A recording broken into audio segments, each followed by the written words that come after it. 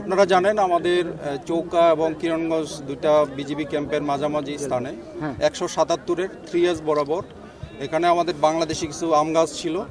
তো ভারতের নাগরিকরা আমাদের এই বাংলাদেশি আম গাছ কাটাকে নিয়ে একটা ভারতীয় নাগরিক এবং বাংলাদেশের নাগরিকের মধ্যে একটা উত্তেজনার পরিস্থিতি সৃষ্টি হয়।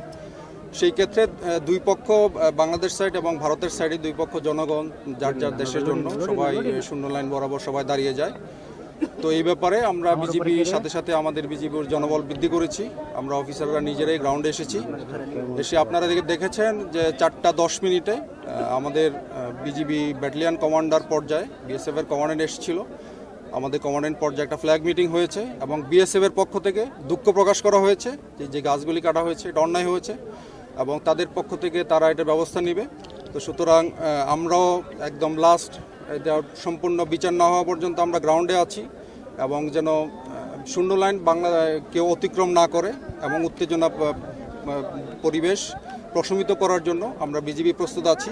পাশাপাশি আমাদের বিজিবির পাশে আমাদের বাংলাদেশি জনগণ, আমাদের দেশপ্রেমিক জনগণ আমাদের সাথে আছে এবং আমাদের জনগণ আমাদের যেটা নিশ্চয়তা করলো ভবিষ্যতেও আমাদের থাকবে। সুতরাং আপনাদের মাধ্যমে আমি রিকোয়েস্ট করতে চাই বর্তমানে শূন্য লাইন বরাবর আমাদের জনগণকে দূরে সরে আসার জন্য বিজিবি আমরা দিনরাত প্রস্তুত আছি। আমরা ইনশাল্লাহ যে কোনো পরিস্থিতি আমাদের বিজিবির কন্ট্রোলে আছে। তবে আমরা এটা বিভিন্ন মব কন্ট্রোল করার জন্য ওরা সাউন্ড গ্রেনেড নিক্ষেপ করেছে, যেটা ওরা ইন্টারন্যাশনাল আইন যেটা আছে এটা ভঙ্গ করেছে। তো এই ব্যাপারে আমি আমার মহাপরিচালককে বিস্তারিত ঘটনা বর্ণনা করেছি এবং আমি আশা করি আমাদের বিজিবি হেডকোয়ার্টার এবং বিএসএফ হেডকোয়ার্টারের উচ্চ পর্যায়ে তারা একটা আলোচনা করবেন। তবে আমি এই এলাকায় এটুকু নিশ্চয়তা করতে চাই বাংলাদেশি জনগণ এবং বিজিবি আমরা প্রস্তুত আছি সীমান্তে। আমাদের বাংলাদেশি 1 ইঞ্চি আমরা ছাড় দিব না এবং এই এলাকার সীমান্তের নিরাপত্তা আমরা এটা বজায় রাখবো। আজকে যে ঘটনাটা ঘটেছে সেটা হচ্ছে ভারতের কিছু নাগরিক এবং বিএসএফের সাথে নিয়ে আমাদের বাংলাদেশে অনুপ্রবেশ করে তারা আম গাছ, বড়ই গাছ, তারপরে ভুট্টা ক্ষেত এগুলি তারা কেটেছে এবং যার কারণে আমাদের বাংলাদেশের লোকজন এবং বিজিবিকে সাথে নিয়ে তাদের প্রতিরোধ গড়ে তোলে। পরবর্তীতে দেখা যায় আর উত্তেজনা সৃষ্টি হয়ে তাদের দেশের আইন শৃঙ্খলা বাহিনী আছে, বিএসএফ আছে, তারা আমাদের দিকে লক্ষ্য করে তারা কাঁদানে গ্যাস ছুড়েছে, টিয়ার সেল ছুড়েছে। আমাদের বাংলাদেশে বেসামরিক কিছু লোকজন আহত হয়েছে, আমরা দেখেছি। বিজিবি আহত হয়েছে, বিজিবির একজনের বুড়া আঙ্গুল তারা কর্তন করে নিয়ে গেছে ভারতীয় নাগরিকরা।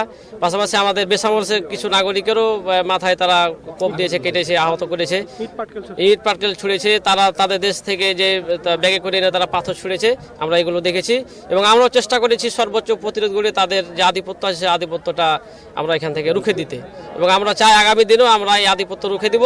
এবং আপনাদের মাধ্যমে আমাদের যেটা জানাতে চাই যে বাংলাদেশের সাথে যে কয়েকদিন ধরে উত্তেজনা সৃষ্টি হচ্ছে যে আগামী দিনে যেটা না হয় এবং আমাদের দেশের নাগরিকরা যাতে করে সুষ্ঠুভাবে সীমান্ত এলাকায় কাজ করতে পারে, তাদের ফসল খেতে আসতে পারে, এটা আমরা সরকারের কাছে দাবি জানাচ্ছি। তারা যেন এটা সুষ্ঠু সমাধান করে উচ্চ পর্যায়ে বৈঠক করে যেটা সমাধান করে। এই গত 6, 7, 8 জানুয়ারি যে সীমান্তে চোকা সীমান্তে একটা উত্তেজনা বিরাজমান ছিল তার বেড়া নির্মাণকে কেন্দ্র করে, তারই ইস্যু ধরে এই গত রাতে তাদের এই কিরণগঞ্জ সীমান্তে কে বা কাহারা তাদের নোম্যান্স ল্যান্ডের ভিতরে ভারতের খ্যাতের গম নাকি কেটে নিয়ে গেছে। এই অভিযোগ নিয়ে আমাদের এই কিরণগঞ্জ সীমান্তে এবং কিরণগঞ্জ চৌকা সীমান্তে কথা কাটাকাটি হয়। এক পর্যায়ে তাদের ভারতীয় কৃষকজন তাদের বিএসএফকে সাথে নিয়ে ইট, তীর এবং কাঁদানে গ্যাস ককটেল নিক্ষেপ করে এবং এক পর্যায়ে যে বাংলাদেশের কৃষকেরা ছিল জীবন রক্ষার্থে তারা নিজ অবস্থানে সরে আসে এবং তার পাশাপাশি বিজিবি এসে আমাদেরকে নিরাপদ স্থানে নিয়ে যায়। আমরা এটা নিশ্চিতভাবে বলতে পারি যে এটা তার বেড়া নির্মাণকে কেন্দ্র করে পরিকল্পিত ইস্যু এবং তারা পরবর্তীতে বাংলাদেশের ভিতরে এসে বড়ই গাছ, সরিষা ক্ষেত, আম গাছ কেটে ফেলে দিয়েছে। এখন বর্তমানে আমাদের কৃষকের নোম্যান্স ল্যান্ডের ভিতরে বাংলাদেশের যে ক্ষেতগুলো ছিল একেবারে সব নষ্ট করে ফেলে দিয়েছে। তারা ছোটোখাটো তুচ্ছ ঘটনাকে কেন্দ্র করে এই এলাকা আমাদের বাংলাদেশের জনগণের ওপর তারা আগ্রাসন চালাচ্ছে। ভবিষ্যতে আমরা ভারতে যে আগ্রাসন, তারা যে হামলা করছে, এর একটা সুষ্ঠু সমাধান চাই। আমরা দীর্ঘদিন ধরে এই সীমান্তে উত্তেজনা দেখে আসছি এবং এর আগে অনেক কৃষক আহত হয়েছে, বর্তমানেও হচ্ছে। আমরা কি এর থেকে রেহাই পাবো না? ওরা বারবার পরিকল্পিতভাবে বাংলাদেশের ভিতরে এসে তারা গাছ কেটে নিয়ে যাচ্ছে। এটা আমরা সুস্থ একটা সমাধান চাই, যেন বারবার যেন উত্তেজনা না হয় আমাদের মাঝে। আর তাই আমরা সব আমাদের জনগণ সবাই একত্র হয়ে আমরা বিডিআর এর মাধ্যমে আমরা বিএসএফ এর সব রুখে দেওয়ার জন্য দাঁড়িয়ে আছে। সব তারা অবৈধভাবে বাংলাদেশের ভিতরে অতিক্রম করে তারা আমের গাছ বরের গাছ কাটতে এসেছে, তার জন্য অনেকগুলো কায়দাও নিয়ে গেছে।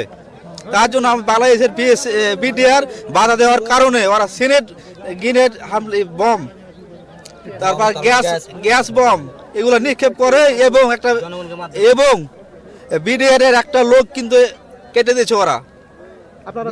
আমরা নিয়ে চোখের মতো দেখেছি আমরা, তখন মোটামুটি 12:30 বাজে তখন বেসামরিক অনেকজন আহত হয়েছে।